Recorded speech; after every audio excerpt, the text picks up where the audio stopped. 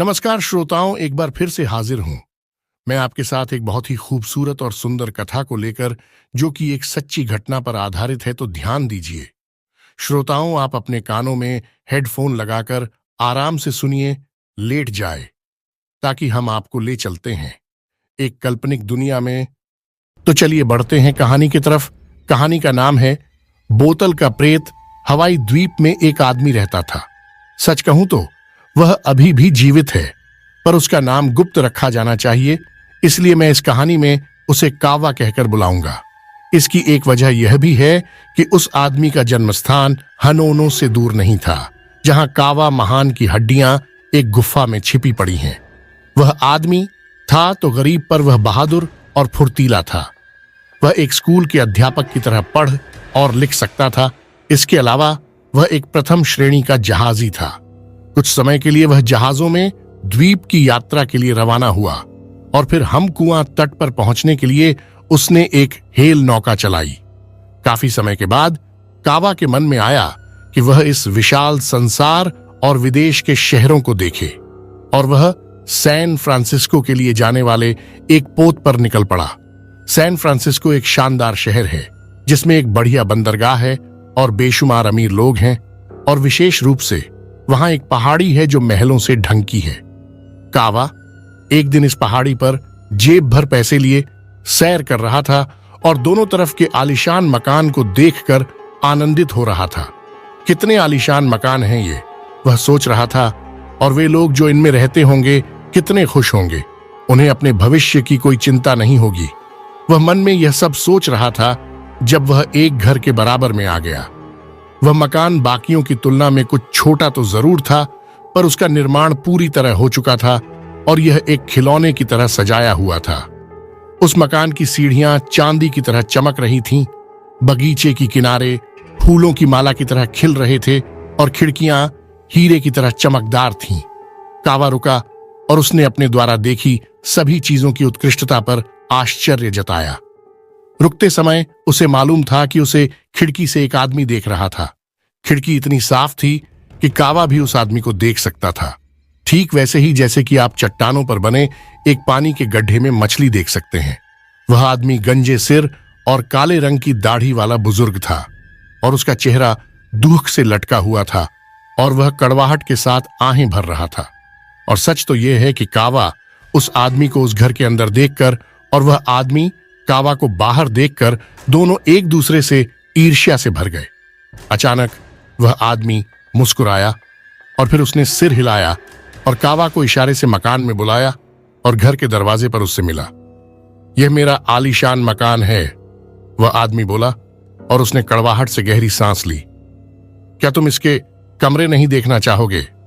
यह कहकर उसने कावा को छत से तलकक्ष तक सब कुछ दिखाया, और वहां कोई भी ऐसी चीज नहीं थी जो अपने आप में खूबसूरती की मिसाल न थी, जिसे देखकर कावा मंत्रमुग्ध हो गया।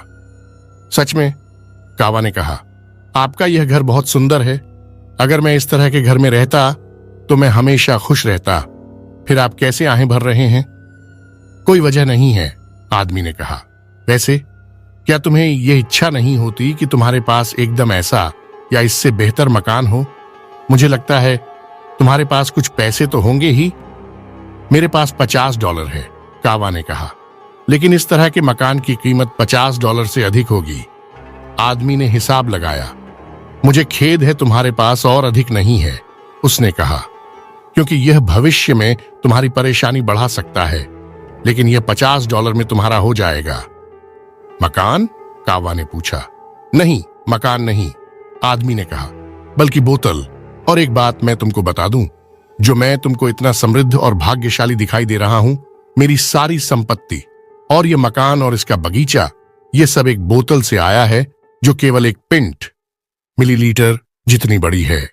यह कहकर उसने एक तालाबंद जगह खोली और एक लंबी गर्दन गोल तले वाली बोतल को बाहर निकाला, जिसका कान दूध की तरह सफेद था और जिस पर बने नन्हे कण इंद्रधनुषी रंग बदल रहे थे।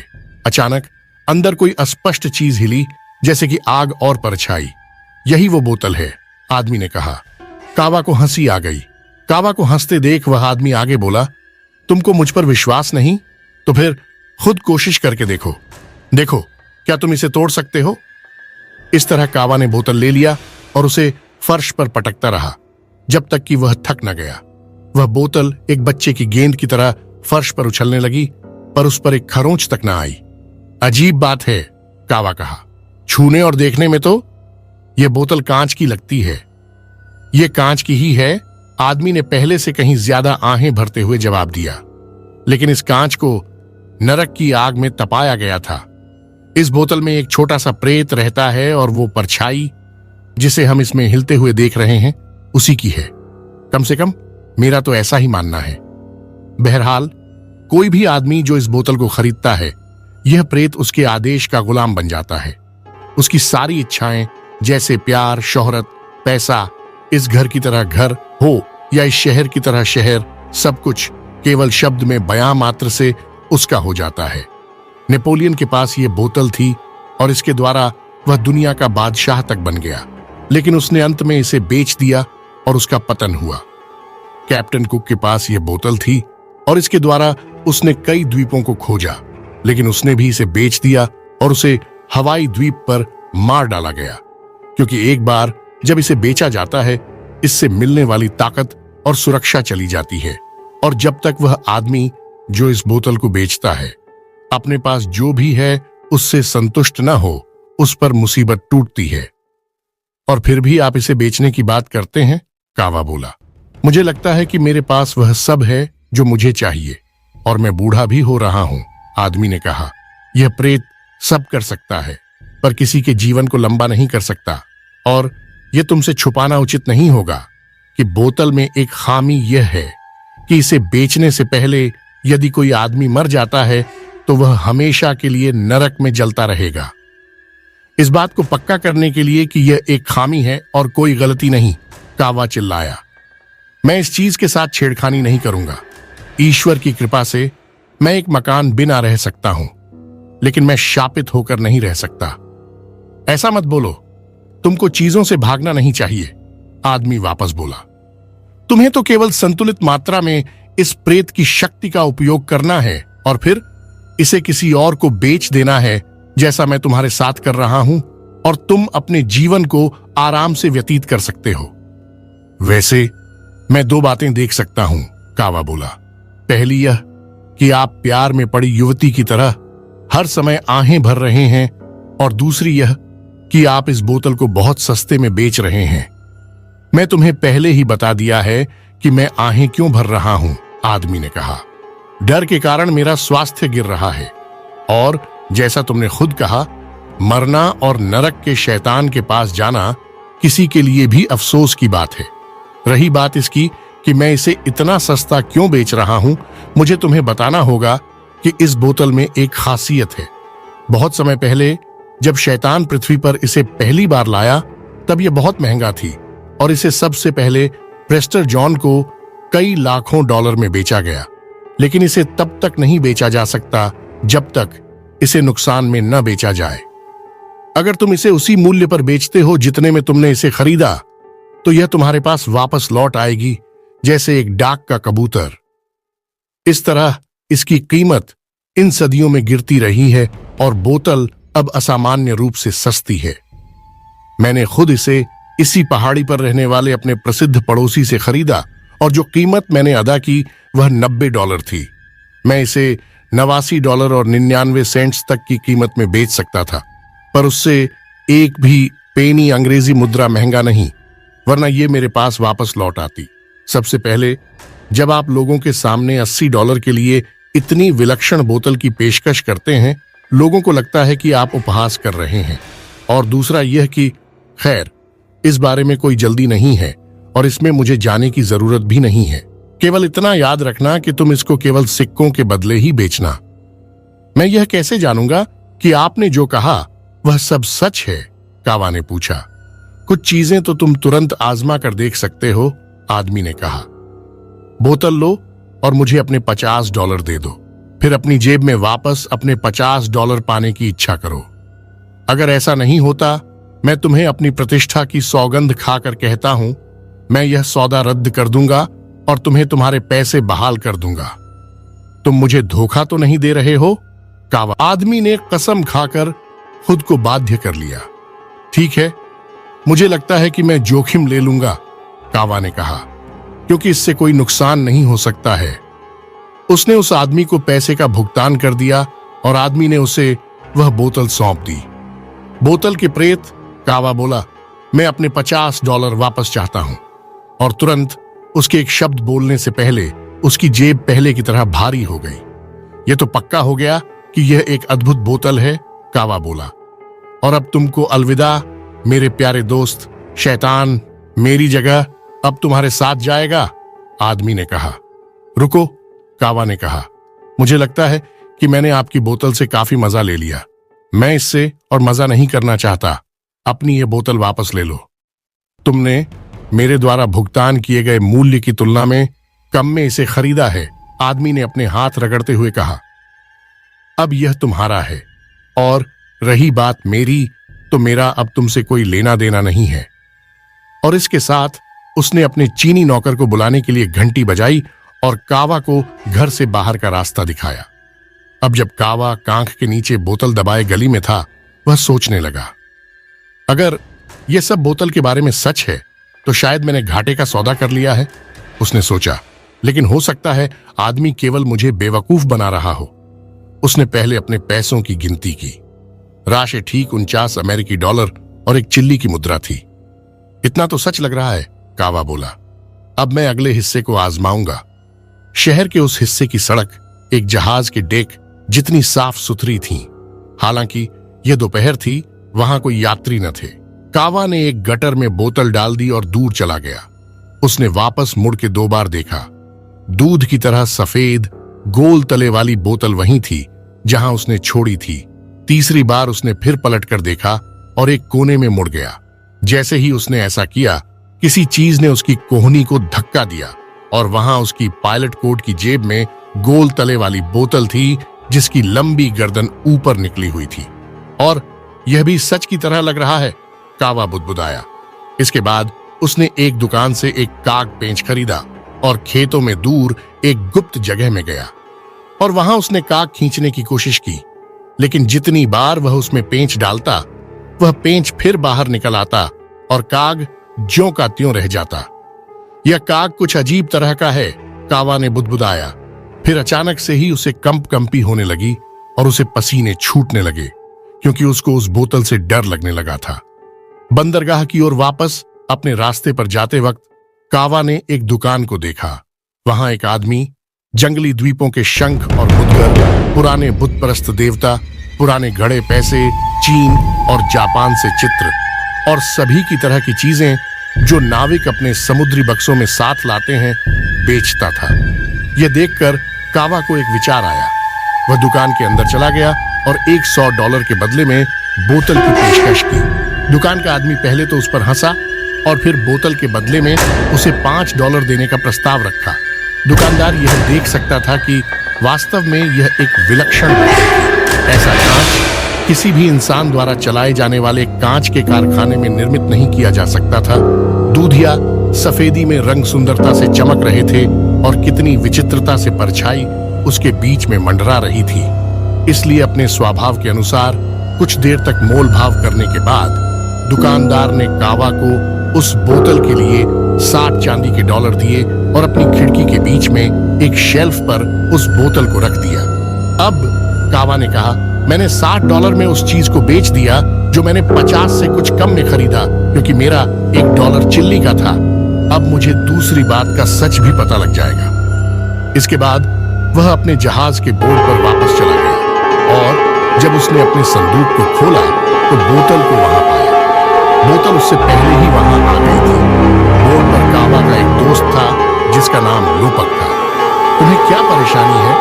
लूपक ने कहा, जो तुम अपने संदूक को ऐसे ताक रहे हो। वे जहाज के डेक पर अकेले थे और कावा ने गोपनीयता के लिए उसे बाध्य कर लिया और फिर उसे सब कुछ बता दिया। यह एक बहुत ही विचित्र मामला है, लूपक ने कहा, और मुझे डर है इस बोतल की वजह से तुम मुसीबत में पड़ जाओगे। फिर भी एक बात बहुत स्पष्ट है कि तुम इस मुसीबत के बारे में निश्चित हो और तुम्हें सौदेबाजी में फायदा भी हुआ है।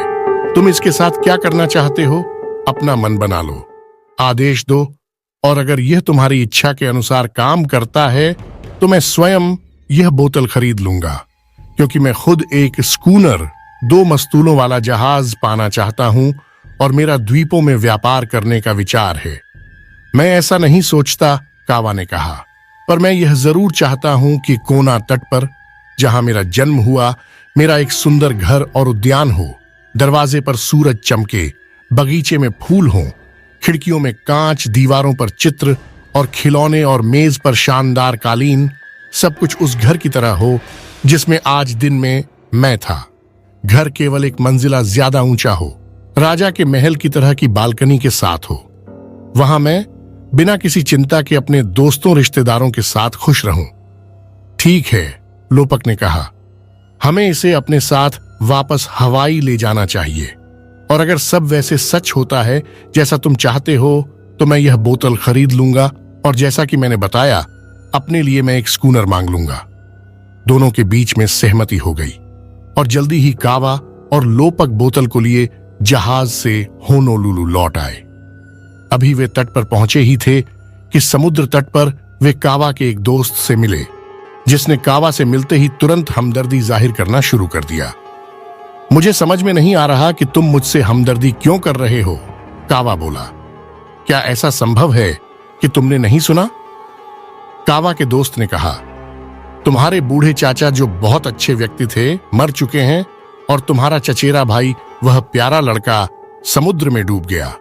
कावा दुख से भर गया और रोने और विलाप करने में उस बोतल के बारे में भूल गया।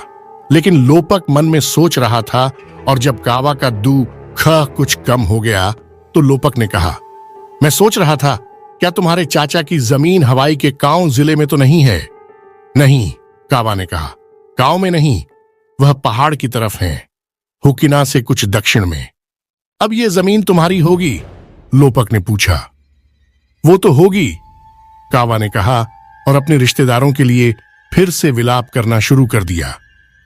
रो मत, लोपक ने कहा, यह समय रोने का नहीं है। मेरे दिमाग में एक विचार आया है, कहीं यह बोतल तो ऐसा नहीं कर रही है, क्योंकि यहां तुम्हारे घर के लिए जगह की व्यवस्था हो गई है। यदि ऐसा है, कावा चिल्लाया, तो मेरे रिश्तेदारों की हत्या करके मेरी खिदमत करना एक बहुत गलत तरीका है। पर तुम सही कहते हो, ऐसा हो सकता है, क्योंकि ऐसी ही जगह पर मैंने अपने घर की कल्पना की थी। हालांकि यह घर अभी तक बनाया नहीं गया है, लोपक ने कहा। नहीं, और नहीं बनने की संभावना है, कावा ने कहा, क्योंकि मेरे चाचा के पास कुछ कॉफी, आवा और केले हैं, पर उनकी संपत्ति में मेरे फायदे लायक ज्यादा कुछ नहीं है। बाकी की जमीन काला लावा, पथरीली है। हम वकील के पास चलते हैं, लोपक ने कहा। मेरे मन में अब भी ये बात है। अब जब वे वकील के पास पहुंचे तो उन्हें पता चला कि कावा के चाचा पिछले दिनों में बहुत अमीर हो गए थे और उनके पास काफी पूंजी एकत्र हो गई थी, और यहां पर घर के लिए धन का भी इंतजाम हो गया। लोपक उत्साह से चीखा। यदि आप एक नए घर के बारे में सोच रहे हैं, वकील ने कहा, यह एक नए आर्किटेक्ट का कार्ड है जिसके बारे में लोग काफी अच्छी बातें कहते हैं। बढ़िया, बहुत बढ़िया, लोपक जोश में बोला। यहां हमारे लिए हर चीज ठीक हो गई है। हमें सब वैसे ही होने देना चाहिए जैसा हो रहा है। इसलिए वे आर्किटेक्ट के पास गए। वहां उसकी मेज पर मकानों के चित्र रखे थे। आप कुछ अलग चाहते हैं? आर्किटेक्ट ने उन चित्रों को आगे करते हुए कहा। आपको यह कैसा लगता है? जब कावा ने चित्र पर नजरें डालीं, वह खुशी से चीख पड़ा, क्योंकि यह बिल्कुल उसकी कल्पना की तस्वीर जैसा बना था। इस घर के लिए मुझे कोई ऐतराज नहीं है, उसने सोचा। हालांकि जिस तरह से यह मेरे पास आ रहा है वह मुझे बिल्कुल पसंद नहीं है, पर मैं तैयार हूं और मुझे बुराई के साथ थोड़ी अच्छाई भी ले लेनी चाहिए। इसलिए अपनी सारी इच्छाएं और कैसे वह उस घर को सुसज्जित चाहता था, यह सब उसने आर्किटेक्ट को बताया। इसके अलावा उसने दीवार पर चित्रों और मेज पर सजावटी सामान के बारे में भी बताया। उसने पूरे मामले में काम की लागत के बारे में आर्किटेक्ट से पूछा। आर्किटेक्ट ने कई सवाल पूछे और अपनी कलम लेकर हिसाब लगाया, और जब उसने हिसाब लगा लिया तो उसने वही राशि बताई जो कावा को उत्तराधिकार में मिली थी। लोपक और कावा ने एक दूसरे को देखा और सहमति में सिर हिलाया। यह बिल्कुल स्पष्ट है, कावा ने सोचा, कि मुझे यह घर मिलना है, चाहे वह शैतान की वजह से हो या अन्यथा। लेकिन मुझे डर है कि इससे मेरा भला तो शायद ही हो। फिर भी एक बात तो पक्की है कि जब तक यह बोतल मेरे पास है, मैं और कोई भी इच्छा नहीं करूंगा। पर इस घर के लिए मैं तैयार हूं। बुराई के साथ थोड़ी अच्छाई ले लेने में हर्ज ही क्या है। इसीलिए उसने आर्किटेक्ट के साथ अपनी शर्तों को तय किया और उन्होंने एक कागज पर हस्ताक्षर किए और फिर कावा और लोपक जहाज से ऑस्ट्रेलिया के लिए रवाना हुए, क्योंकि उन दोनों के बीच में यह तय हुआ था कि उन्हें उस आर्किटेक्ट और बोतल के प्रेत को उनकी इच्छानुसार उस घर के निर्माण और सजावट के लिए अकेला छोड़ देना चाहिए और बिल्कुल भी हस्तक्षेप नहीं करना चाहिए। यात्रा एक अच्छी यात्रा थी, लेकिन यह केवल कावा ही था जो हर समय अपनी सांस थामे हुए था, क्योंकि उसने शपथ ली थी कि वह कोई और इच्छा जाहिर नहीं करेगा और शैतान से कोई और एहसान नहीं लेगा। जब वे लौटे तो समय पूरा हो गया था। आर्किटेक्ट ने उन्हें बताया कि घर तैयार है और कावा और लोपक यह देखने के लिए कि सब कुछ कावा के मन के हिसाब से हुआ है, हॉल जहाज से होते हुए घर को देखने के लिए कोना की ओर चल दिए। घर पहाड़ की ओर खड़ा था और दूर जहाजों को भी दिखाई देता था। घर को घेरते जंगल ऊपर बारिश के बादलों तक जाते थे। नीचे काला लावा खड़ी चट्टानों तक फैला था, जहां पुराने जमाने के राजा दफन थे। उस घर के इर्द गिर्द हर रंग के फूलों से सजा एक बगीचा फैला हुआ था। वहां एक तरफ पपीते का एक फलोद्यान था तो दूसरी ओर कटहल की एक वाटिका थी। ठीक सामने समुद्र की ओर एक जहाज के मस्तूल को बल्लियों रस्सियों से व्यवस्थित किया गया था और उस पर एक झंडा फहरा रहा था। घर की बात की जाए तो यह 3 मंजिलें ऊंचा था। प्रत्येक मंजिल पर विशालकाय कक्ष और चौड़ी बालकनियां बनी हुई थीं। खिड़कियां इतने उत्कृष्ट कांच की थीं कि वे पानी की तरह पारदर्शी और दिन की तरह उज्जवल थीं। कक्ष सभी तरह के फर्नीचरों से सजे थे। सुनहरे फ्रेम में दीवार पर चित्र लटके थे, जिनमें जहाजों की तस्वीरें, लड़ते हुए पुरुष, अति सुंदर महिलाएं और विलक्षण स्थान थे। दुनिया में कहीं भी इतने चटकीले रंग की तस्वीरें नहीं हैं जैसी कावा को अपने घर में लटकी मिली। जहां तक सजावटी सामान की बात रही, वे असाधारण रूप से उम्दा थे। आवाज करती घड़ियां और संगीत वाले बक्से, सिर हिलाते छोटे आदमी, चित्रों से भरी किताबें, दुनिया के हर हिस्से से आए कीमती शस्त्र और खाली समय में एक अकेले आदमी का मनोरंजन करने के लिए सबसे सुरुचिपूर्ण पहेलियां। और इस तरह के कक्षों में क्योंकि कोई रहने की परवाह नहीं करता, केवल वहां से गुजरकर उन्हें देखता, इसलिए बालकनी को इतना चौड़ा बनाया गया था कि एक पूरा कस्बा आनंद से उस पर रह सकता था। और कावा चुन नहीं पा रहा था कि वह क्या पसंद करे और क्या न करे। पीछे का बरामदा जहां बगीचे और फूल दिखते और तट की समीर चलती, या सामने की बालकनी जहां समुद्री समीर से तृप्त हुआ जा सकता था और पहाड़ की खड़ी दीवार दिखती और हफ्ते में एकाध बार हॉल जहाज को हुकिना और पेले की पहाड़ियों के बीच से गुजरते हुए देखा जा सकता था, या उन 2 मस्तूलों वाले जहाजों को देखा जा सकता था जो तट के इर्द गिर्द लकड़ी, आवा और केलों के लिए चक्कर लगाते थे। जब उन्होंने सब देख लिया, कावा और लोपक बरामदे में बैठ गए। वैसे लोपक ने पूछा, क्या सब कुछ तुम्हारी कल्पना जैसा है? शब्द इसे बयां नहीं कर सकते, कावा ने कहा। यह मेरे सपने से भी बेहतर है और मैं तो एकदम संतुष्ट हो गया हूं। पर यहां एक बात विचार करने लायक है, लोपक ने कहा। हो सकता है यह सब प्राकृतिक कारणों से हुआ हो और यह कि इसमें बोतल के प्रेत का हाथ नहीं हो। अब अगर मैं बोतल खरीदता हूं और मुझे बाद में कोई स्कूनर नहीं मिलता, तो मैं हाथ आग में फालतू में ही दे दूंगा। मुझे पता है मैंने तुम्हें वचन दिया है, लेकिन फिर भी मुझे लगता है तुम्हें मुझे एक और सबूत देने में कोई शिकायत नहीं होगी। मैंने सौगंध खाई है कि मैं इस बोतल से कोई और एहसान नहीं लूंगा, कावा ने कहा। मैं पहले से ही इस मामले में काफी फंस चुका हूं। जो मैं सोच रहा हूं उसमें कोई एहसान नहीं है, लोपक ने उत्तर दिया। मैं तो केवल स्वयं अपनी आंखों से उस प्रेत को देखना चाहता हूं। जब हम उससे कोई चीज मांगने ही नहीं वाले, ग्लानि महसूस करने का तो कोई सवाल ही नहीं उठता। और वैसे भी मैं अगर एक बार उसे देख लेता हूं तो मैं पूरे मामले के बारे में विश्वस्त हो जाऊंगा। इसलिए मेरी बात मानो और मुझे प्रेत देखने दो। उसके बाद यहां मेरे हाथ में पैसा है और मैं इसे खरीद लूंगा। मुझे केवल एक चीज से डर लगता है, कावा ने कहा। प्रेत देखने में बहुत भद्दा हो सकता है और अगर तुम एक बार उस पर नजर डालोगे तो तुम बोतल लेने में अनिच्छुक हो सकते हो। मैं अपनी बात का पक्का आदमी हूं, लोपक ने कहा। यह देखो, मैंने हम दोनों के बीच में पैसा रख दिया है। बहुत अच्छा, कावा ने बोतल को हाथ में लेकर कहा।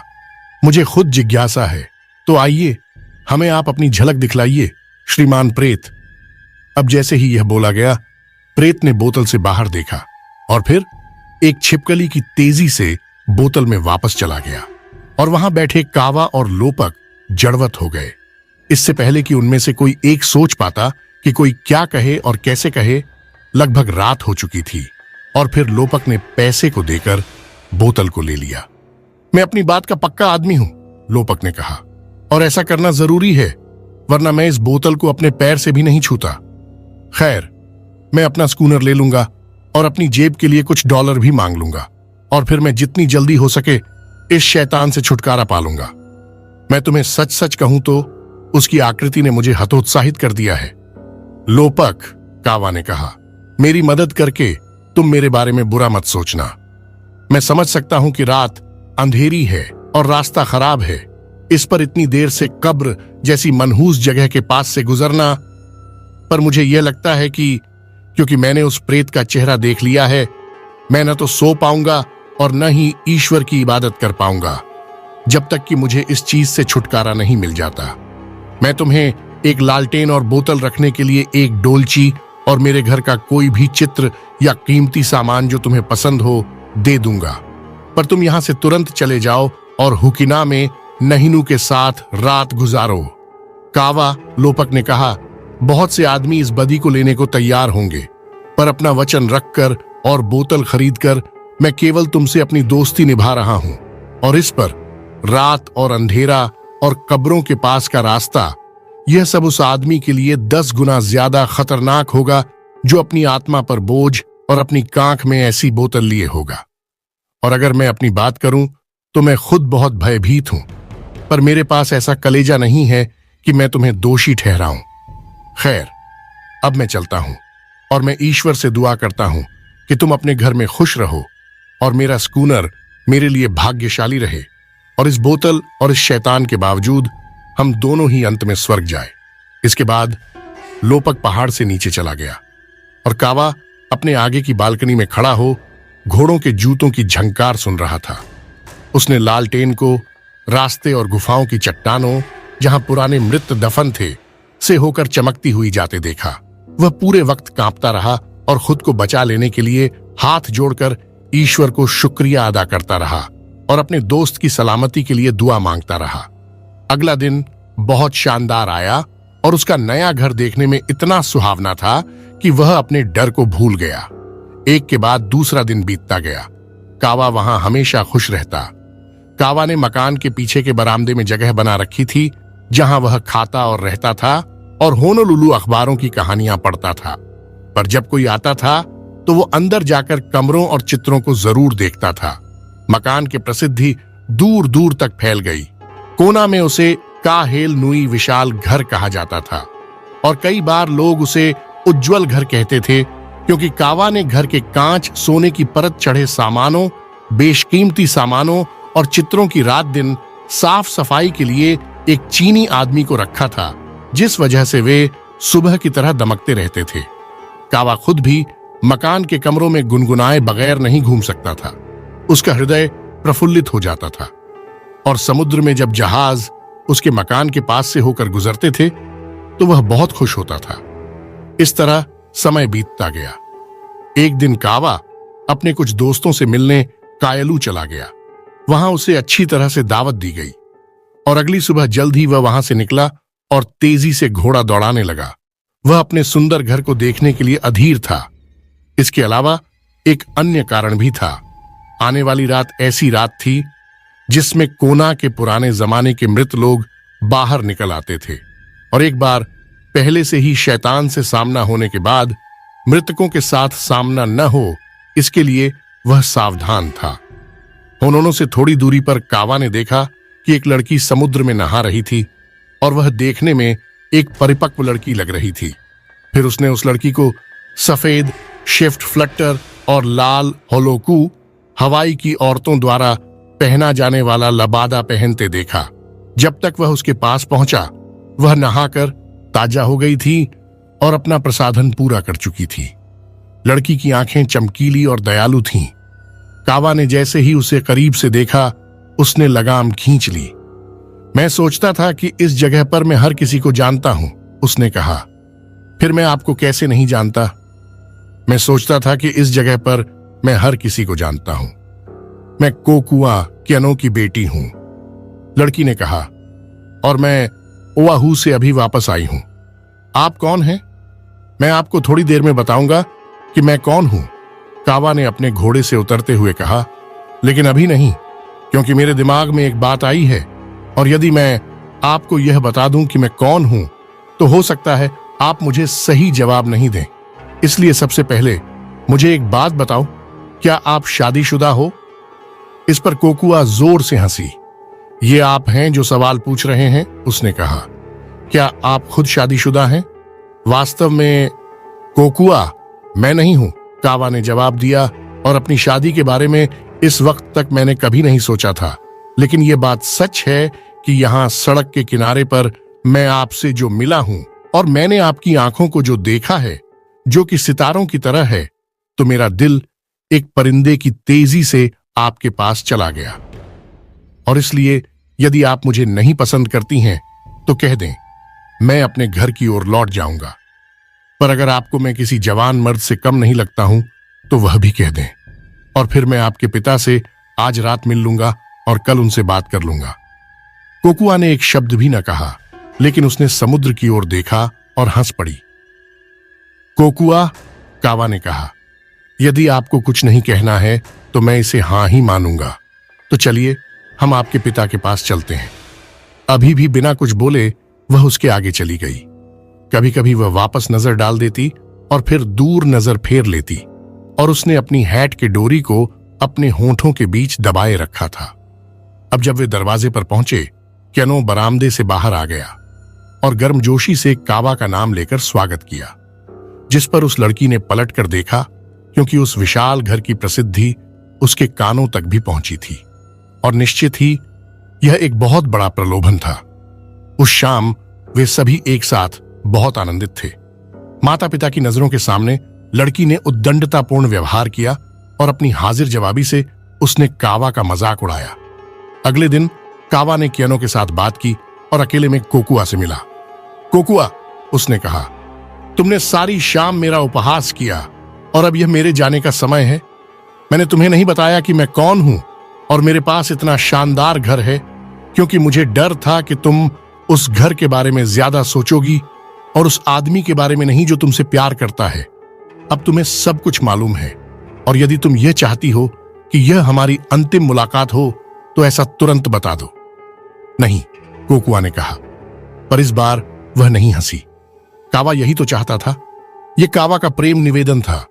सब कुछ तेजी से घट गया था, लेकिन वैसे ही जैसे कि एक तीर जाता है और राइफल की गोली उससे भी तेज जाती है, फिर भी दोनों ही निशाने पर लग जाते हैं।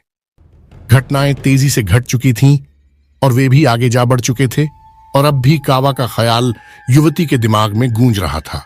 कोकुआ ने लावे पर लहरों की दरार में उसकी आवाज सुनी, और इस जवान आदमी के लिए, जिसे उसने केवल 2 बार देखा था, वह मां पिता और उन द्वीप समूहों को जो उसका जन्म स्थल था छोड़ सकती थी। और कावा खुद घोड़े पर सवार होकर कब्रों की सीधी खड़ी चट्टानों की निगरानी में पहाड़ों के रास्तों पर तेजी से घोड़ा दौड़ाते हुए चला जा रहा था। टापों और आनंद से कावा के खुद के गाना गाने की आवाजें मृतकों की गुफाओं में प्रतिध्वनित हो रही थी। वह उज्जवल मकान में आ गया था और तब भी वो गाना गा रहा था। उसने चौड़ी बालकनी में बैठकर भोजन किया, और वह चीनी आदमी यह सुनकर चकित था कि उसका मालिक खाते वक्त किस प्रकार गाना गा रहा था। सूरज समुद्र में डूब गया और रात आ गई। कावा लैंप की रोशनी के पास से बालकनियों से होते हुए ऊंचे पहाड़ों की ओर गया और उसके गाने की आवाज ने जहाज पर सवार आदमियों को चौंका दिया। यहां अब मैं अपने ऊंचे स्थान पर हूं, उसने खुद से कहा। जिंदगी अब इससे बेहतर नहीं हो सकती। यह पहाड़ का सबसे ऊंचा स्थान है और सारी खराब चीजें एक कोने होंगी। पहली बार मैं कमरों को रोशन करूंगा और अपने शानदार स्नान घर में गर्म और ठंडे पानी से नहाऊंगा और अपने विवाह के कमरे के बिस्तर पर अकेले सोऊंगा। ऐसा सोचकर उसने चीनी आदमी से बात की और कहा कि उसे नींद से उठकर और भट्टियों को जला देना चाहिए। और जब वह चीनी आदमी बॉयलर के बगल में नीचे काम कर रहा था, अपने मालिक को गाते और उसके ऊपर के रोशन कक्षों में आनंद लेते सुना। जब पानी गर्म हो गया, चीनी आदमी ने अपने मालिक को जोर से आवाज देकर बुलाया और कावा बाथरूम में चला गया। और जब वह संगमरमर के बेसिन को भर रहा था तो चीनी आदमी ने उसे गाते और भी गाते सुना। और जैसे ही उसने अपने कपड़े उतारे थे कि अचानक उसका गायन टूट गया और रुक गया। चीनी आदमी सुनता रहा और सुनता रहा। उसने कावा को घर से ही आवाज देकर पूछा कि सब कुछ ठीक है। कावा ने उसे उत्तर दिया, हाँ, और उसे वापस जाकर सोने के लिए कहा। लेकिन उज्जवल घर में फिर गायन नहीं हुआ और पूरी रात भर बिना किसी विराम के अपने मालिक के कदमों को बालकनियों में चक्कर लगाते हुए चीनी आदमी ने सुना। अब इस बात की सच्चाई यह थी, जैसे ही कावा ने स्नान के लिए कपड़े उतारे थे, उसने अपने बदन पर एक चट्टान पर काई के निशान की तरह के एक दाग को देखा था। और यह तब हुआ था जब उसने गाना बंद कर दिया था, क्योंकि उसे पता था कि वह धब्बा किससे मिलता जुलता था। उसे पता था कि उसे चीनी अनिष्ट कुष्ठ रोग लग गया था। अब किसी भी आदमी के लिए इस बीमारी में पड़ना दुहक की बात होगी। किसी के लिए भी इतने सुंदर और इतने विशाल घर छोड़कर और अपने सारे दोस्तों से विदा लेकर शक्तिशाली खड़ी चट्टानों और समुद्री तरंग रोध के बीच में स्थित मोलोकाई के उत्तर तट को जाना, जहां कुष्ठ रोगियों की बस्ती थी, एक दुखद बात होगी।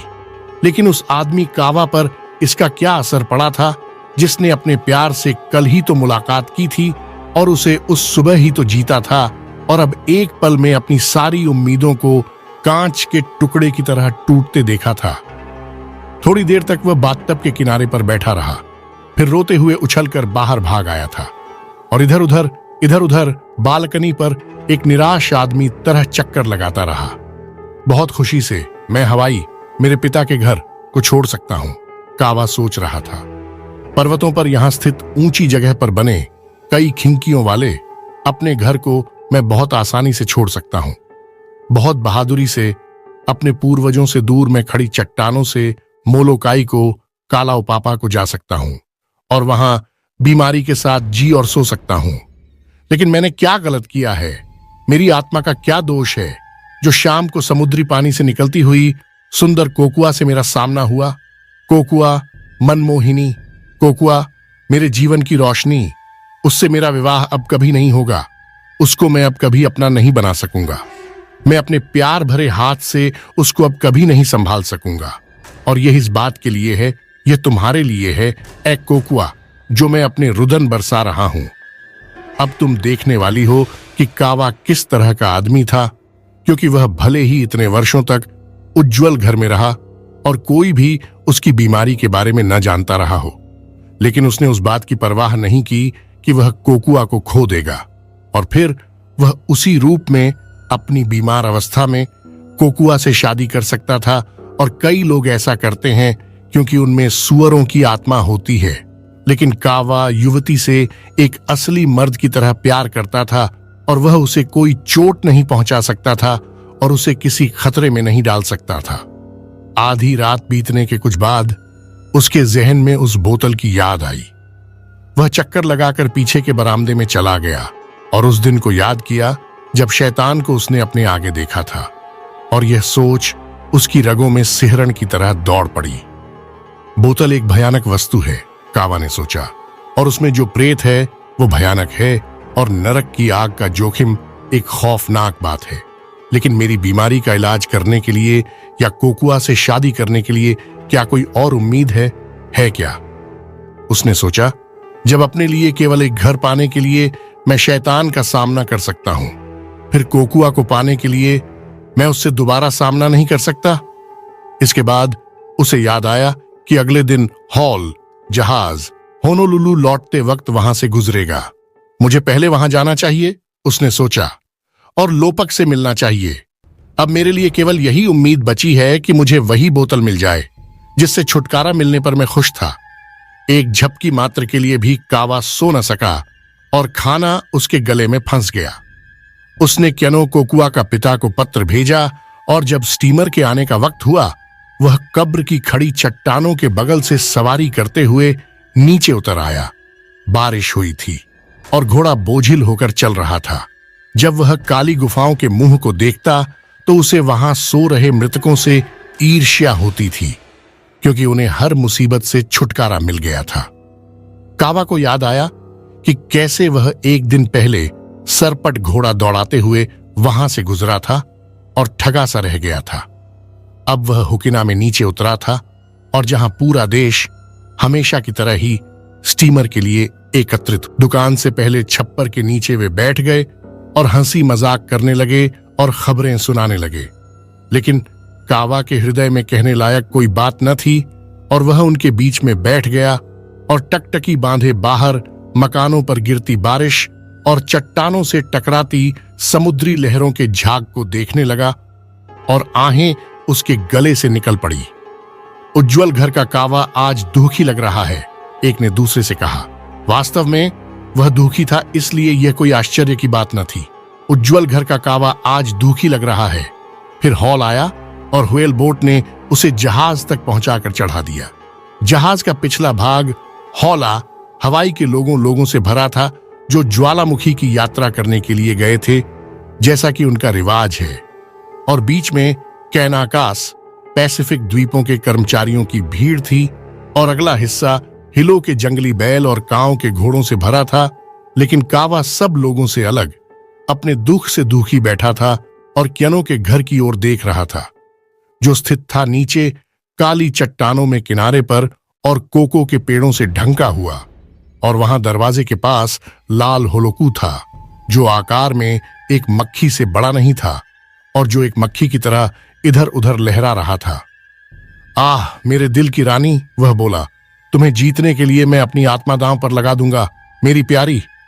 जल्द ही अंधकार छा गया और केबिन में रोशनी की गई और हौला बैठकर ताश खेलने और विस्की पीने लगे, जैसा कि उनका रिवाज था।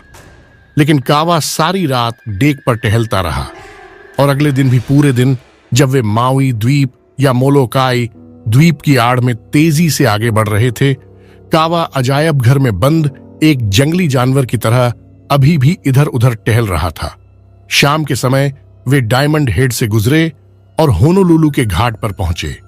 कावा ने भीड़ के बीच से होते हुए बाहर कदम रखा और लोपक के बारे में पूछना शुरू कर दिया।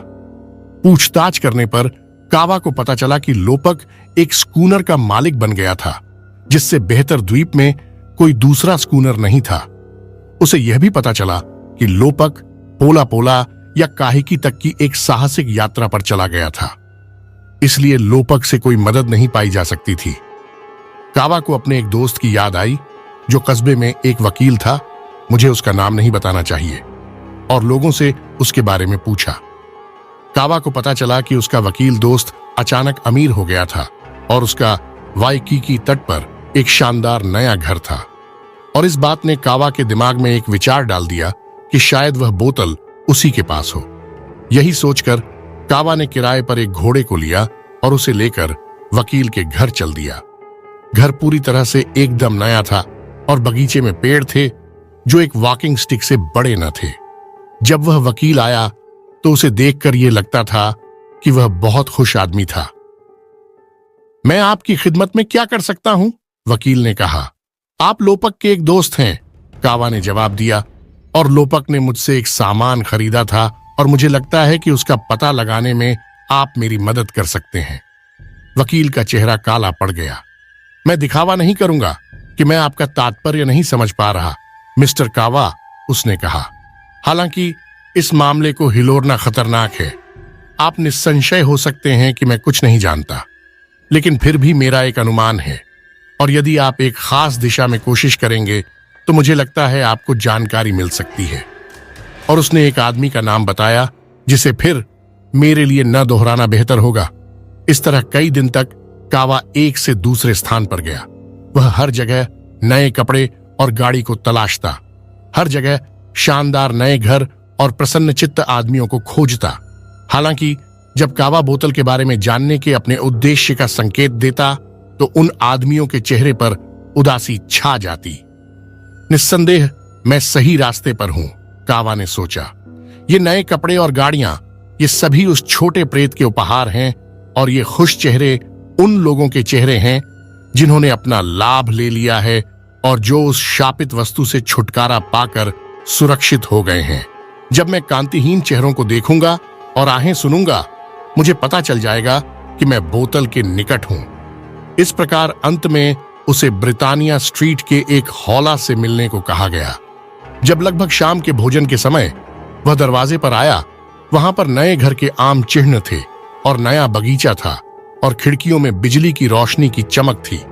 लेकिन जब मालिक उसके सामने आया तो आशा और भय की एक लहर कावा में दौड़ पड़ी, क्योंकि उसके सामने एक जवान आदमी था जो एक लाश की तरह सफेद था और उसकी आंखों के इर्द गिर्द काले घेरे थे।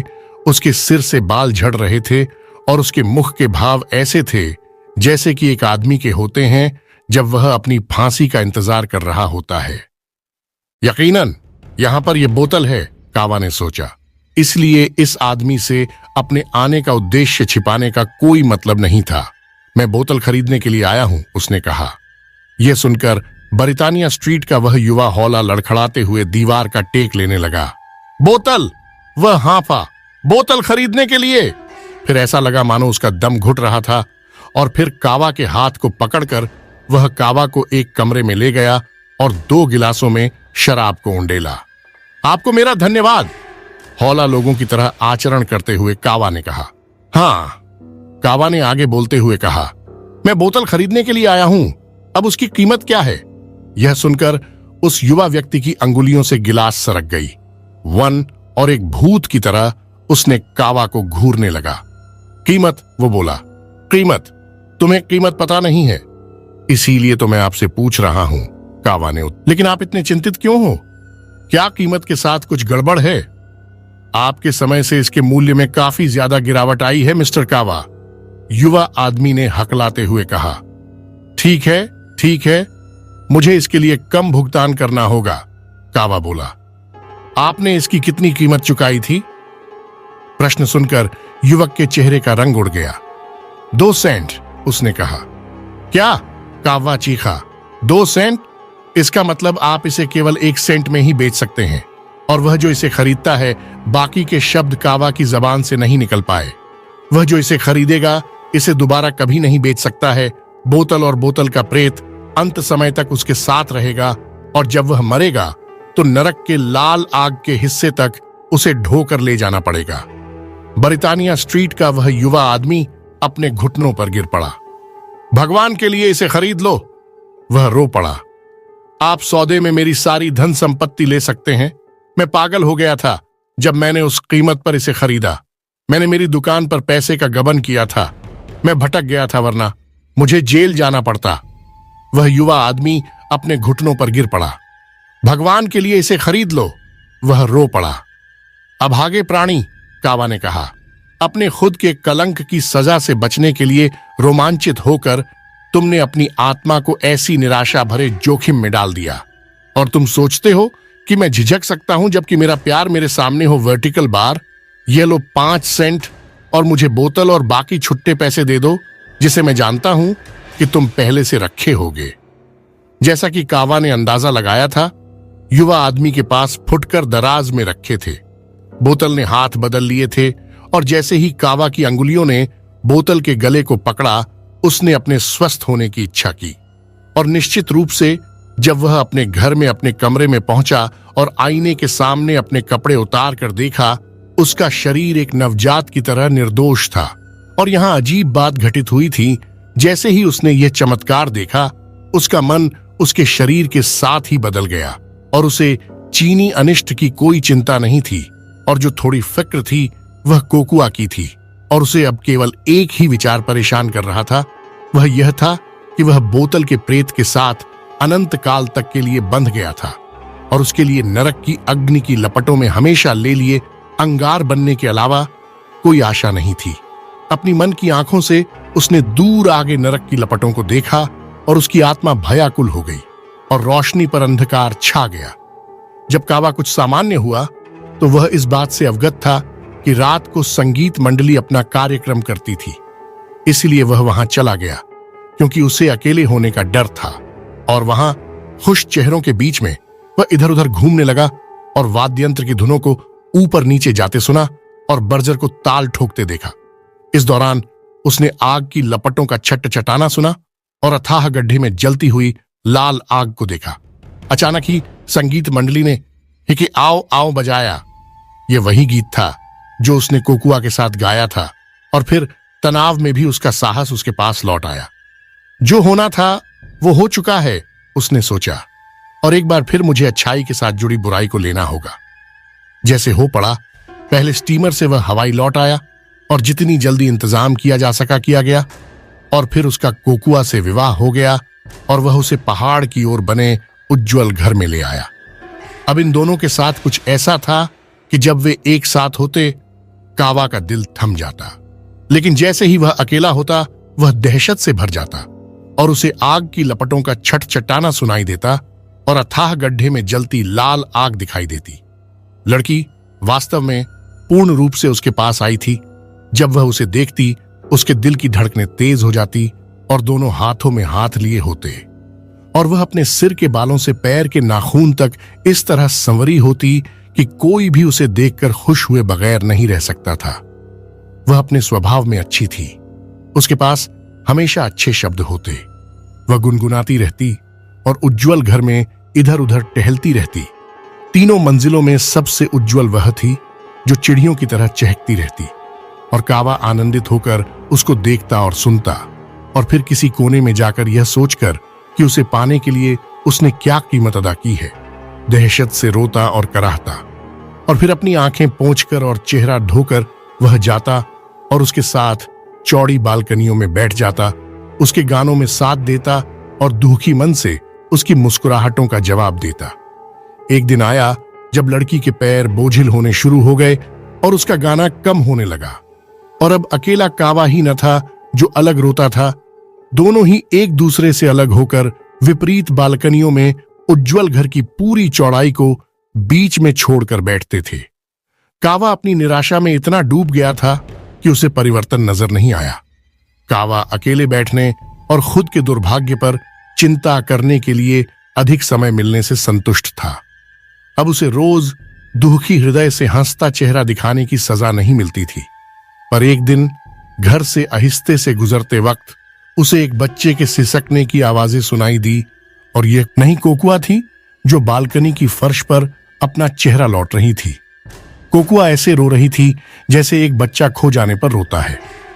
इस घर में तुम रोकर सही कर रही हो कोकुआ, उसने कहा, पर फिर भी मैं अपने शरीर से सिर काट कर दे सकता हूं जिससे कम से कम तुम खुश हो जाओ। खुश? वह रोई। कावा, जब आप अपने उज्जवल घर में अकेले रहते थे आप इस द्वीप में एक खुश आदमी की मिसाल थे। हंसी और गीत आपके मुंह में रहते थे और आपका चेहरा सूर्योदय के सूर्य की तरह उज्जवल था।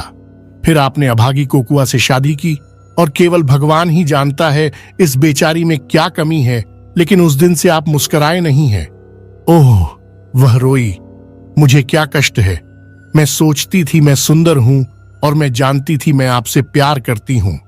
मुझे यह कष्ट है कि क्या मैं अपने पति के इस गम का कारण हूं? दुखियारी कोकुआ, कावा बोला। वह उसके बगल में बैठ गया और उसके हाथ को अपने में ले लिया, पर कोकुआ ने झटक दिया। कोकुआ, वह फिर बोला, मेरी अभागी लड़की, मेरी प्यारी, और मैंने सोचा था कि मैं तुम्हें न बताकर तुम्हें बचा रहा हूं। खैर, तुम्हें अब मैं सब कुछ बताऊंगा। तब कम से कम तुम्हें इस अभागे कावा पर तरस आएगा। तब तुम्हें समझ में आएगा कि वह पहले तुमसे कितना प्यार करता था कि तुम्हें पाने के लिए उसने नरक तक का जोखिम उठाया, और यह कि वह अब भी तुम्हें कितना प्यार करता है, वह अभागा भर्त्सना योग्य आदमी, कि वह अब भी जब तुम्हें देखता है मुस्कुरा सकता है। इसके साथ ही कावा ने कोकुआ को शुरुआत से सब कुछ बता दिया। तुमने यह मेरे लिए किया? वह रोई।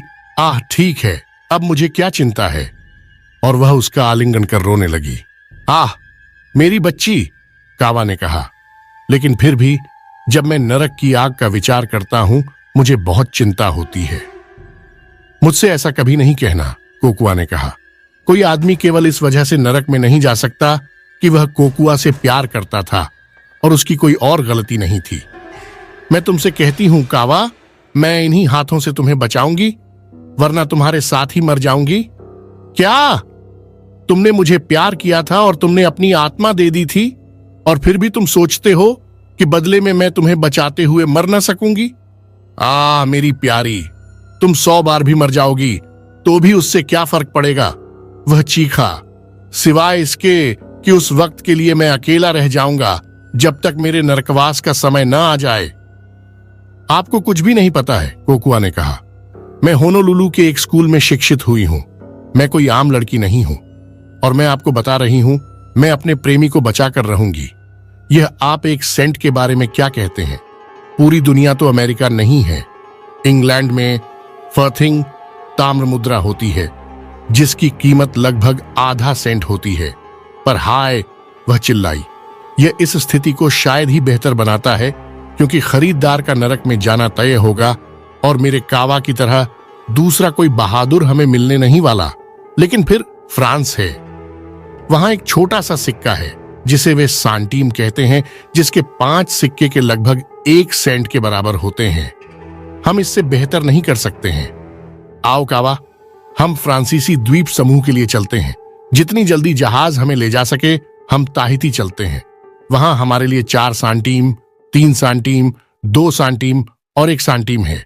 4 संभावित बिक्रियों का होना और आगे भी हो सकना संभव है, और खरीदार खोजने के लिए हम 2 लोग हैं। आओ मेरे कावा, मुझे चूमो और चिंता छोड़ो। कोकुआ आपकी रक्षा करेगी। भगवान की भेंट। वह रोया। मैं यह सोच नहीं सकता कि इतनी प्यारी चीज को पाने की चाह करने के लिए भगवान मुझे सजा देगा। तो अब वैसा ही होगा जैसा तुम चाहोगी। तुम जहां चाहो मुझे ले चलो। मैंने मेरा जीवन और मेरी मुक्ति तुम्हारे हाथों में सौंप दिया है। अगले दिन प्रातः कोकुआ तैयारी कर चुकी थी। उसने कावा का बक्सा, जिसे वह नाविक के काम के लिए साथ ले जाता था, ले लिया, और सबसे पहले उसने एक कोने में बोतल को रख दिया, और फिर उसमें अपने सबसे कीमती कपड़ों और घर के सबसे लुभावने सजावटी सामानों को भर लिया, क्योंकि वह बोली, हमें अमीर दिखना होगा, वरना कौन बोतल में विश्वास करेगा। अपनी सारी तैयारी के समय वह एक पक्षी की तरह प्रसन्न थी। केवल उस समय जब उसने कावा को देखा, उसकी आंखों में आंसू छलक आए और वह उसे चूमने दौड़ पड़ी। कावा की आत्मा से एक बोझ हट गया था। अब जब उसने अपना रहस्य बांट लिया था, उसे अपने सामने कुछ उम्मीद नजर आ रही थी। वह एक नए आदमी की तरह लग रहा था। उसके कदम आराम से धरती पर पड़ते और उसकी सांसें फिर से सामान्य हो गई थीं। लेकिन फिर भी उसकी रूह में अभी भी डर बसा हुआ था। जब जब तिरछी हवा चलती, उसके अंदर की उम्मीद मर जाती और उसे नरक की जलती हुई आग और उसकी लाल लपटें उछलती हुई नजर आती। देश में सबको यह बताया गया कि वे दोनों राज्यों में घूमने जाने वाले हैं, जिसे अजीब माना गया, पर अगर किसी को सच्चाई का अंदाजा होता तो उन्हें यह बात अजीब न लगती। इस तरह वे हॉल में होनोलुलु गए और उसके बाद उमाटिला से होला की भीड़ के साथ सैन फ्रांसिस्को गए, और सैन फ्रांसिस्को में ट्रॉपिक बर्ड ब्रिगेंटाइन जहाज से पैपीट, जो दक्षिण द्वीप समूह में फ्रेंच लोगों का प्रमुख स्थान है, के लिए रवाना हुए। एक सुखद यात्रा के बाद वहां वे एक सुहावने दिन में, जब पूर्वी हवा बह रही थी, पहुंचे, और उन्होंने लहरों को चट्टानों से टकराकर बिखरते, ताड़ के पेड़ों से सजे मोतुईती स्कूनर को समुद्र के भीतर तैरते और किनारे से नीचे कस्बे के सफेद मकानों को हरे पेड़ों के साथ, विशालकाय पर्वतों और ताहिती प्रबुद्ध द्वीप के बादलों को देखा। यह निर्णय लिया गया कि एक घर किराए पर लेना ठीक होगा, और उन्होंने वैसा ही किया। उन्होंने ब्रिटिश कॉन्सुल के सामने एक घर किराए पर ले लिया, जिससे वह अपनी रईसी दिखा सके और अपने गाड़ी और घोड़ों से लोगों का ध्यान आकर्षित कर सके। जब तक उनके कब्जे में बोतल थी, यह बहुत आसान था, क्योंकि कोकुआ कावा से ज्यादा धाकड़ थी और जब भी उसका मन होता 20 या 100 डॉलर के लिए प्रेत को बुला लेती। इस प्रकार जल्द ही वे शहर में गौर किए जाने लगे और हवाई से आए ये अजनबी, उनकी सवारी और उनकी गाड़ी, कोकुआ के उम्दा होलोकस, एक तरह का परिधान और महंगे फीते काफी चर्चा का विषय बन गए। उन्होंने सबसे पहले ताहितियन भाषा को सीखा, जो सिवाय कुछ अक्षरों के अंतर के वास्तव में हवाई भाषा की तरह ही है। और जैसे ही उनकी उस भाषा पर पकड़ हुई, वे बोतल से छुटकारा पाने का प्रयत्न करने लगे। आपको यह समझना चाहिए, इस विषय की भूमिका बांधना आसान नहीं था, खासकर तब जब आप जल्दबाजी में हों और आप 4 सांटीम में अच्छी सेहत और अपार धन बेचने की पेशकश करते हैं, तो लोगों को राजी करना आसान नहीं होता। इसके अलावा बोतल के खतरों को बताना भी जरूरी था। इस पर लोग या तो पूरी बात पर अविश्वास करते थे और हंसते थे, या वे बुरे हिस्से के बारे में अधिक सोचते थे और मामले की गंभीरता से प्रभावित होकर कावा और कोकुआ से बचने की कोशिश करते, जैसे कि उनका शैतान के साथ समझौता हुआ हो। इस तरह पहचान बनाना तो दूर रहा, कस्बे में लोग इन दोनों से बचने लगे। बच्चे चिल्लाते हुए उनसे दूर भाग जाते। कोकुआ के लिए यह असहनीय बात थी। कैथोलिक जब उनके पास से गुजरते तो वे क्रॉस का निशान बनाने लग जाते।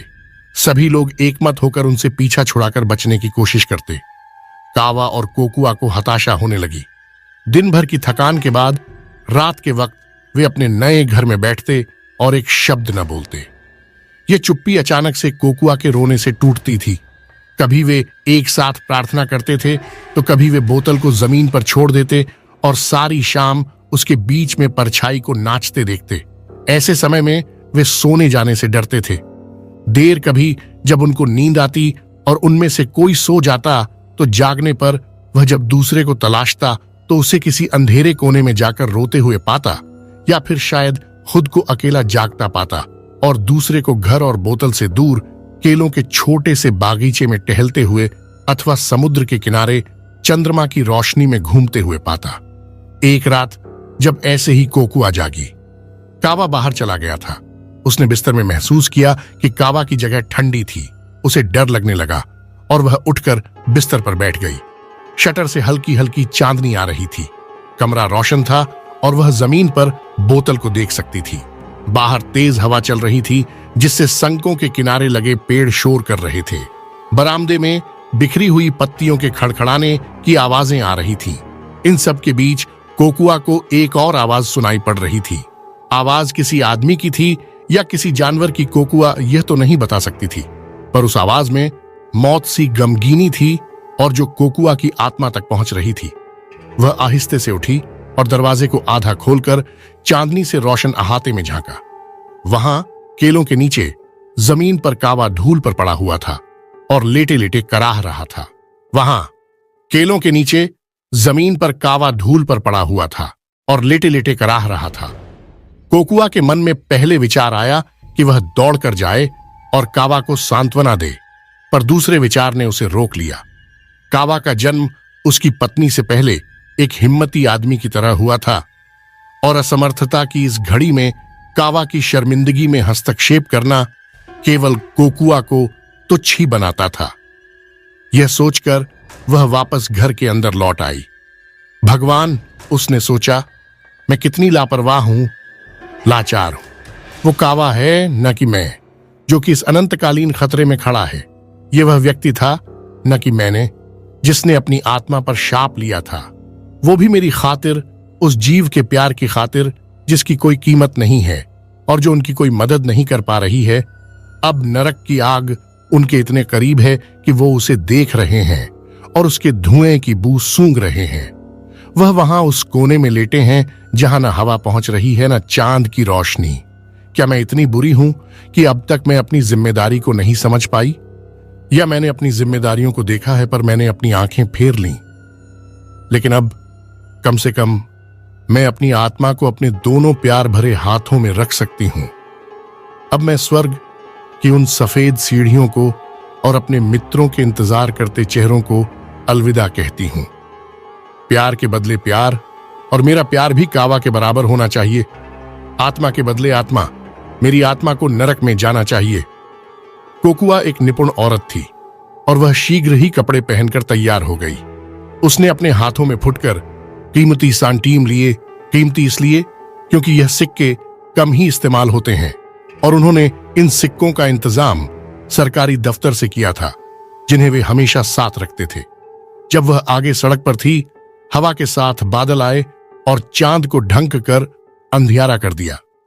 कस्बे में सब सो रहे थे और उसने जब तक पेड़ों की परछाई में किसी के खांसने की आवाज को नहीं सुना था, उसे नहीं पता था कि उसे किधर जाना था।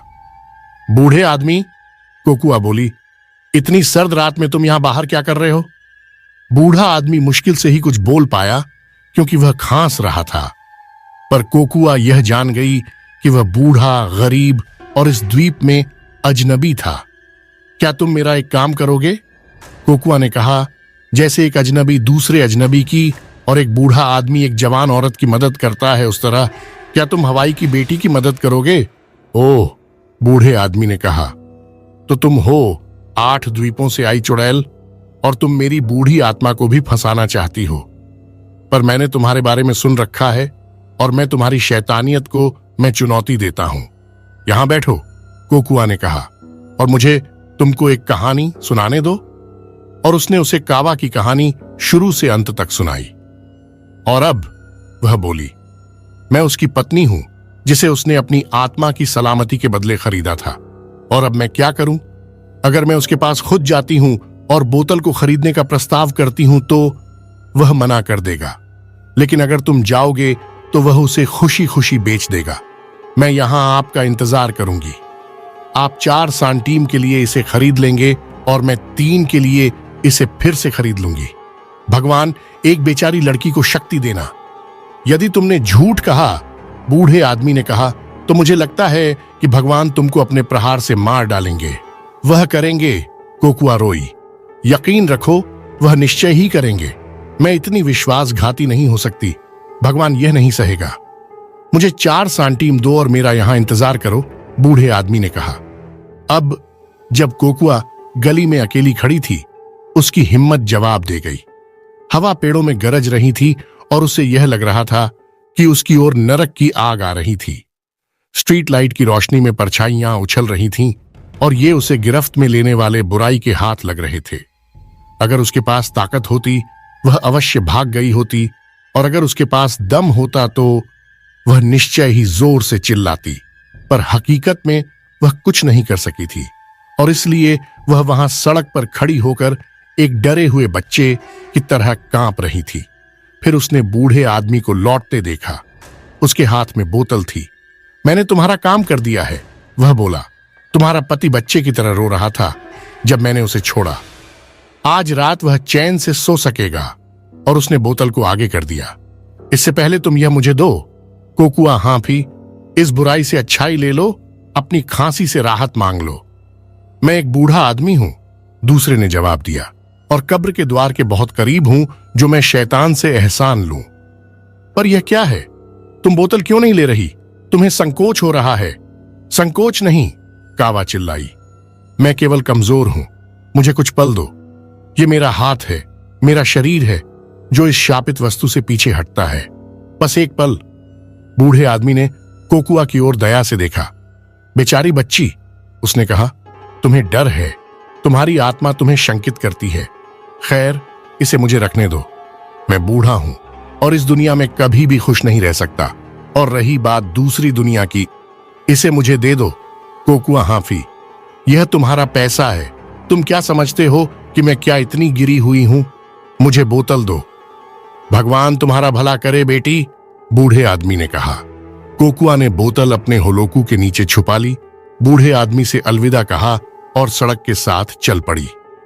उसे फर्क नहीं पड़ता था कि वह किधर जा रही थी, क्योंकि सारी सड़कें अब उसके लिए एक जैसी थी और सब नरक की ही ओर। वह कभी चलती तो कभी दौड़ती, कभी वह रात में जोर से चीखती और कभी वह सड़क पर धूल में लेटकर रोती।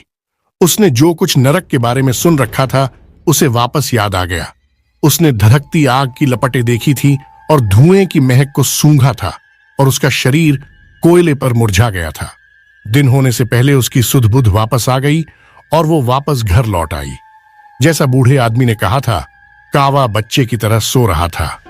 कोकुआ खड़ी हो गई और उसका चेहरा देखने लगी। अब मेरे पति, वह बोली, यह तुम्हारे सोने की बारी है।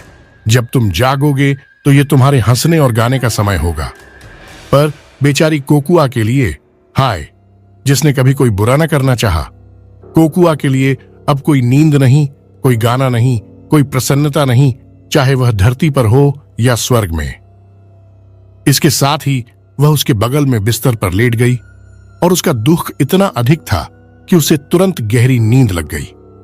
सुबह देर से उसके पति ने उसे जगाया और उसे खुशखबरी दी। ऐसा लग रहा था कि वह खुशी से पागल हो रहा था, क्योंकि उसने उसके दुख पर ध्यान नहीं दिया। हालांकि कोकुआ ने अपनी भावनाओं को छिपाने की कोई खास कोशिश नहीं की थी। शब्द उसके मुंह में ही अटक गए थे, पर इससे कोई फर्क नहीं पड़ता था, क्योंकि कावा बोलने का काम कर रहा था। वह खाना 11 नहीं खाती थी, पर कौन इसे देखता, क्योंकि कावा बर्तन साफ कर दिया करता। कोकुआ सपने में दिखी किसी विचित्र चीज की तरह उसे देखती और सुनती। ऐसे अवसर भी आते जब वह भूल जाती थी या उसे संशय होता था और वह अपनी भौं पर यह जानने के लिए कि वह मरणोन्मुख है अपने हाथ रखती और उसके पति का प्रलाप सुनती, जो उसे गौर कष्टदायी लगता। कावा हर समय खाता और बोलता रहता और उनके वापस लौटने के समय की योजना बनाता रहता और नरक की आग से बचाने के लिए कावा उसका धन्यवाद करता रहता और उसको दुलारता रहता और उसे कहता कि वह वास्तव में असली मददगार थी। वह बूढ़े आदमी पर हंसता कि वह कितना बेवकूफ था जो उसने उस बोतल को खरीद लिया। एक काबिल बूढ़ा लग रहा था। कावा बोला, पर किसी को भी देखकर नहीं आंका जा सकता। पता नहीं किस लिए उस बदमाश बुढ़े को वह बोतल चाहिए थी। मेरे पति, कोकुआ ने विनम्रतापूर्वक कहा। हो सकता है उसका उद्देश्य अच्छा रहा हो। कावा एक क्रुद्ध आदमी की तरह हंसा। बकवास, कावा चिल्लाया। मैं तुम्हें बता रहा हूं, वह एक पुराना बदमाश और लात मारने लायक एक पुराना गधा था, क्योंकि 4 सांटीम में बोतल बेचना वैसे ही बहुत कठिन था और 3 में उसको बेचना तो लगभग असंभव है। फायदा ज्यादा बड़ा नहीं है और उस चीज से जलने की बू भी आने लगती है। बर्रर, वह बोला और कंप आया। यह सही है कि मैंने इसे 1 सेंट में खरीदा, जब मैं जानता था कि इससे छोटे सिक्के नहीं होते हैं, पर मैं मुसीबत मोल लेने के लिए बेवकूफ था। पर कोई और नहीं मिलने वाला और जिसके पास भी बोतल है अब उसे नरक के गड्ढे तक ले जाएगी। ओह मेरे पति, कोकुआ बोली, क्या यह अप्रिय बात नहीं है कि खुद को बचाने के लिए किसी अन्य को अनंत समय के लिए बर्बाद कर दिया जाए? ऐसे में मुझे लगता है कि मैं हंस नहीं सकती। मैं विनीत होती, मैं उदासी से भरी होती, मैं बेचारे बोतल के धारक के लिए प्रार्थना करती। जब कावा को उसकी बात की सच्चाई का एहसास हुआ तो वह और भी ज्यादा आग बबूला हो गया। ढीठ, वह चिल्लाया, तुम्हें अगर उदासी से भरे रहना है तो तुम खुशी से हो, पर एक अच्छी पत्नी ऐसा नहीं सोच सकती। अगर तुमने एक बार भी मेरे बारे में सोचा होता तो तुम्हें शर्म आती। उसके बाद वह बाहर चला गया और कोकुआ अकेली रह गई। इस बात की कितनी संभावना थी कि वह उस बोतल को 2 सांटीम में बेच सकती थी? बिल्कुल भी नहीं। कोकुआ को यह एहसास हुआ, और यदि कोई संभावना होती भी तो यहां उसका पति उसको ऐसे देश में ले जाने की जल्दी में था जहां 1 सेंट से कम कुछ भी न था, और यहां उसका पति उसकी कुर्बानी के अगले दिन उसे छोड़ रहा था और उस पर इल्जाम लगा रहा था। उसने अपने पास बचे समय का फायदा उठाने की कोशिश भी नहीं की, घर में ही बैठी रही, और अब उसने बोतल बाहर निकाली और उसे बयां न किए जा सकने वाले भय से देखने लगी, और तब घृणा से उसे नजरों से दूर छिपा दिया। कुछ समय बाद कावा वापस लौटा और उसे घुमाने के लिए जाना चाहा। मेरे पति, मैं बीमार हूं, वह बोली। मेरा दिल नहीं है, मुझे माफ करना, मैं कोई आनंद नहीं ले सकती।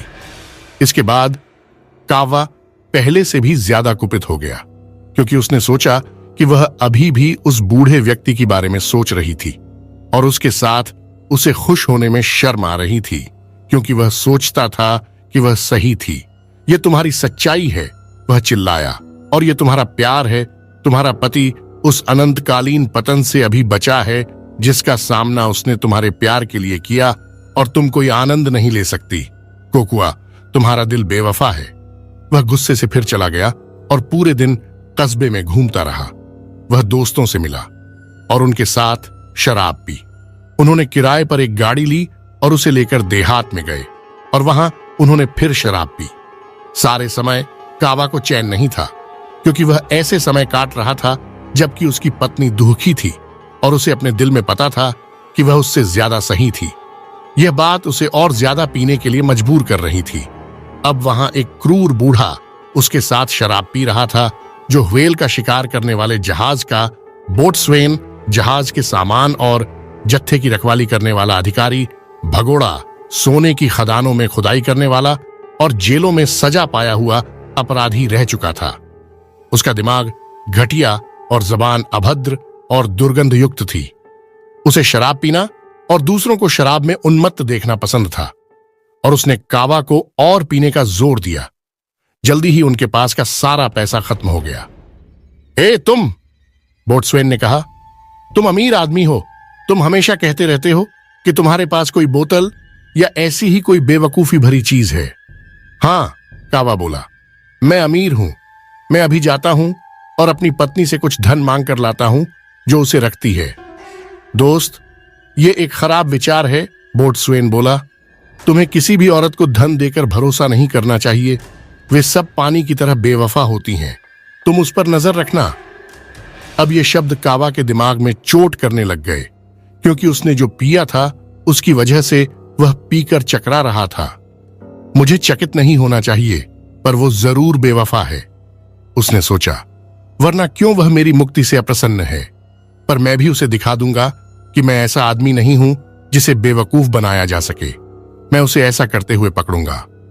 इस प्रकार जब वे लोग वापस कस्बे में पहुंचे, कावा ने बोट्सवेन को पुरानी जेल के बगल में एक कोने पर रुकने को कहा और आगे सड़क से अकेले घर के दरवाजे की ओर गया।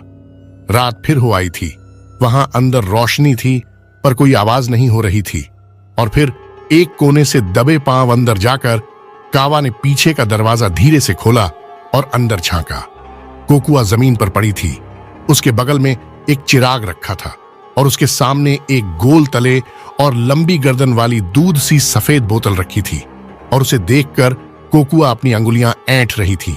कोकुआ जमीन पर पड़ी थी। उसके बगल में एक चिराग रखा था और उसके सामने एक गोल तले और लंबी गर्दन वाली दूध सी सफेद बोतल रखी थी। दरवाजे पर खड़े होकर कावा बहुत देर तक अंदर ताकता रहा। पहले तो उसे बेवकूफ की तरह हतप्रभ खड़ा रहा, और फिर उसे डर लगने लगा कि उससे सौदे में कोई चूक हो गई थी, और बोतल उसके पास वैसे ही वापस आ गई थी जैसे सैन फ्रांसिस्को में वापस आ गई थी। और बोतल को देखकर उसके घुटने जवाब देने लग गए, और शराब की गंध उसके सिर से उसी तरह गायब हो गई थी जैसे दिन चढ़ने पर नदी के ऊपर की धुंध। और फिर एक अन्य विचार उसे आया, जो कुछ ऐसा था कि जिससे उसका चेहरा तपने लगा। मुझे इस बात को पक्का करना होगा, उसने सोचा। तब उसने दरवाजा बंद कर दिया और फिर कोने में धीरे से चक्कर लगाकर चला गया, और फिर शोर मचाते हुए वापस आया जैसे वह अभी वापस आया हो। और ये लो, जितनी देर में उसने आगे का दरवाजा खोला कि वहां कोई बोतल उसे नहीं दिखाई दी। कोकुआ कुर्सी पर बैठी थी और वह ऐसे उछली जैसे नींद से जागी हो। मैं दिन भर शराब पीता और मौज करता रहा, कावा बोला। मैं अच्छे दोस्तों के साथ था, और इस समय मैं केवल धन के लिए वापस आया हूं, और वापस जाकर फिर उनके साथ पीऊंगा और खूब शराब पीऊंगा। उसका चेहरा और आवाज दोनों किसी निर्णय की तरह कठोर थे, पर कोकुआ इतनी परेशान थी कि उसने गौर नहीं किया। आप अपनी मर्जी के हिसाब से काम करके अच्छा कर रहे हैं मेरे पति, उसने कहा, और उसके शब्द थरथरा गए। ओह, मैं सारी चीजें अच्छी ही करता हूं, कावा बोला, और वह सीधे बक्से की ओर गया और पैसे निकल लिए। लेकिन इसके अलावा उसने उस कोने में भी तलाशी ली जहां वे बोतल रखा करते थे, और वहां कोई बोतल नहीं। इस पर बक्सा फर्श पर धड़ाम से गिरा जैसे कि एक समुद्री तरंग, और उसके इर्द गिर्द पूरा घर धुएं की छल्ले की तरह हिल गया, क्योंकि उसने देखा था कि वह खो गया था और उसके पास बचने का कोई रास्ता नहीं था। वही हुआ जिसका मुझे डर था। उसने सोचा यह कोकुआ ही है जिसने इस बोतल को खरीदा है। और तब जब वह कुछ सामान्य हुआ और वह उठ खड़ा हुआ, पर उसका चेहरा बारिश की बूंदों जितने मोटे और कुओं के पानी जितने ठंडे पसीने से तर हो गया था। कोकुआ, वह बोला, पता नहीं क्या बुराई मुझ में समा गई थी जो आज मैंने तुम्हें पता नहीं क्या क्या कहा। अब मैं अपने खुशगवार दोस्तों के पास शराब की दावत के लिए वापस जा रहा हूं। और यह कहते हुए वह धीरे से थोड़ा हंसा। मुझे पीने में ज्यादा खुशी होगी अगर तुम मुझे माफ कर दो। कोकुआ ने अगले क्षण कावा के घुटनों को पकड़ लिया और आंसुओं से डबडबाई हुई आंखों से उसके घुटनों को चूमा। ओह, वह रोते हुए चीखी, मैंने तो केवल दया भरे शब्द मांगे थे। अब से हम कभी भी एक दूसरे के बारे में रूखेपन से नहीं सोचेंगे, कावा ने कहा और घर के बाहर चला गया। अब कावा ने जो पैसे लिए थे वे केवल कुछ सांटीम सिक्के थे जिन्हें उन्होंने अपने आगमन पर एकत्रित करके रखे थे। यह बात पक्की थी कि उसका मन पीने का नहीं था। उसकी पत्नी ने अपनी आत्मा उसके लिए दे दी थी, अब उसके लिए देने की उसकी बारी थी। इस बात के अलावा उसके मन में दुनिया का कोई और विचार नहीं था। पुरानी जेल के बगल में एक किनारे पर बोट्स्वेन उसका इंतजार कर रहा था। मेरी पत्नी के पास बोतल है, कावा बोला, और जब तक कि तुम उसे पाने में मेरी मदद नहीं करोगे, आज रात कोई पैसा नहीं मिलने वाला और कोई शराब नहीं मिलने वाली। तुम्हारा यह मतलब तो नहीं है कि तुम उस बोतल को लेकर संजीदा हो?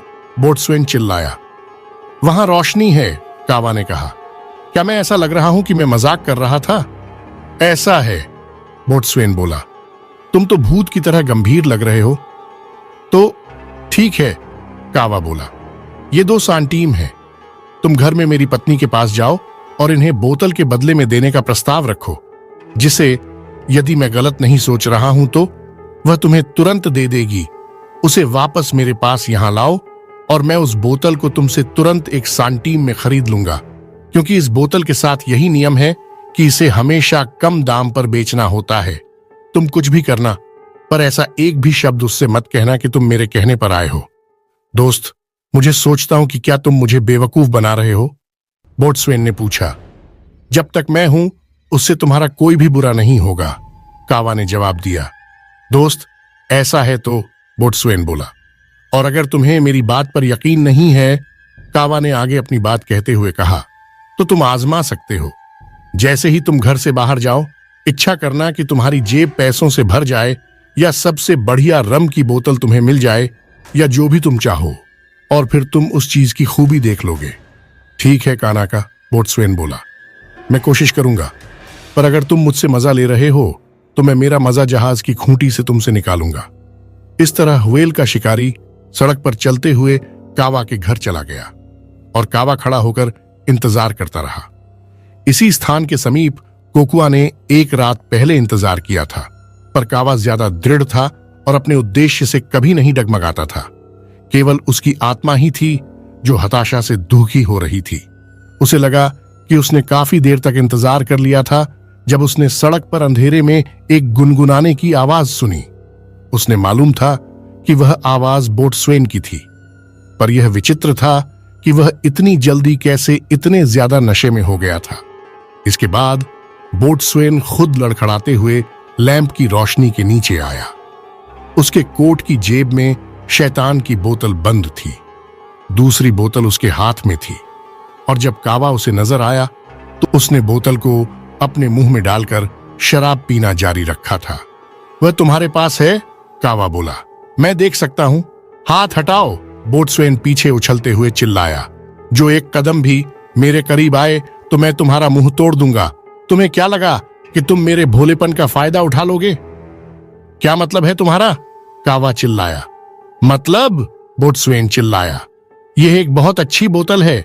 यह है, मेरा मतलब यह है कि मैंने कैसे इसे 2 सांटीम में पा लिया मुझे नहीं पता, पर मैं पक्के तौर पर कह सकता हूं कि तुम इसे 1 में नहीं पा सकोगे।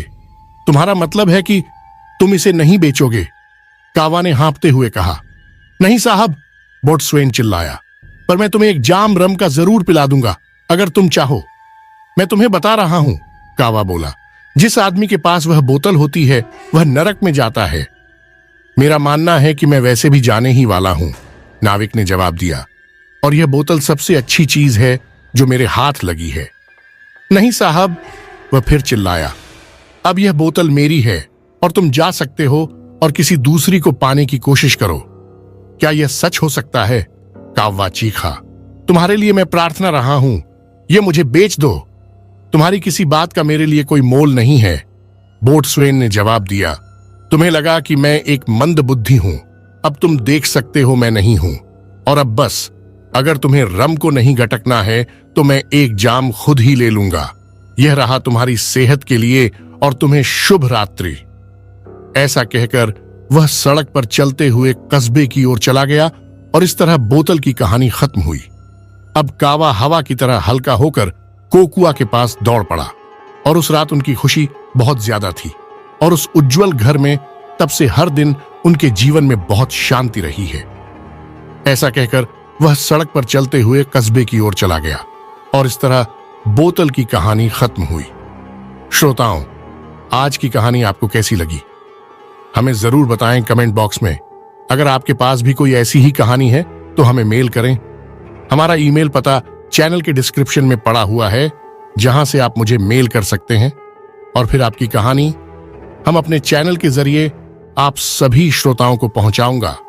तो जरूर हमें मेल करें और अपना नाम पता जरूर लिखकर भेजें, ताकि आने वाली कहानी की वीडियो में मैं आपका नाम पता ले सकूं। तो ऐसे ही कुमार कहानी चैनल का हिस्सा बने रहिए। हमारे चैनल पर जो सदस्य नए हैं, कृपया हमारे चैनल को सब्सक्राइब करना ना भूले। तो चलता हूं, मुसाफिरों, मिलते हैं एक नई घटना पर आधारित एक नई कहानी के साथ। तब तक के लिए अपना प्यार चैनल के साथ बरकरार रखें। आपका समय अच्छा गुजरे। धन्यवाद।